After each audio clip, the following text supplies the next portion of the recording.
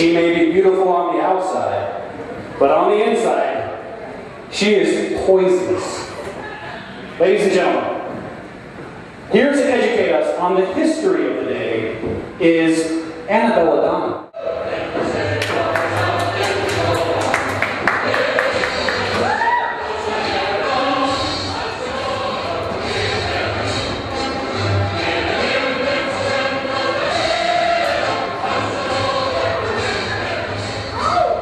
It is a sad state of affairs that most Americans think that Cinco de Mayo is merely an excuse to ram bottles of Corona and shots of tequila into as many of their orifices as they can. Maybe set out a jar of salsa and some chips, you know, to make it festive. And for completely clueless, I would like to take the moment to clarify that it's Cinco de Mayo, not Cinco de Mayo. So please do not show up with a jar of Hellman's mayonnaise to any Cinco de Mayo parties. That is, unless of course you like being publicly shot. Which brings me to the point of my lecture. The reason why our friends south of the border celebrate this holiday in the first place.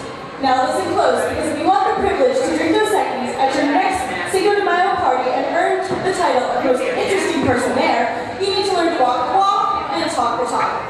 So let me elaborate on the events that give us the holiday known as Cinco de Mayo. Cinco de Mayo is a celebration of the anniversary of the Battle of Puebla. It was at this epic battle that the Mexicans joined a long line and preceded many more in the long-standing tradition of beating a French army. Though the battle was fought in 1862, the reason for the battle is an issue that most modern people can understand: an inability to repay a debt. You see, prior to 1860, Mexico fought 3 wars. In order to finance these wars, they went to their homies over in Europe, Britain, France, and Spain, and said, "Yo, bros, can you find us some cash?"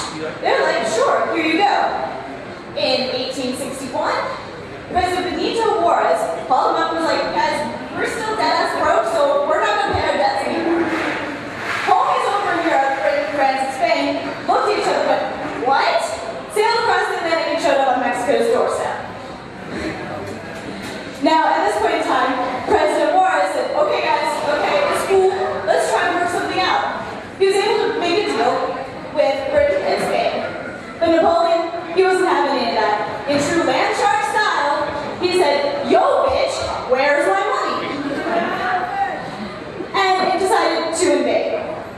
Now, the French army landed in Veracruz, and their objective was Mexico City.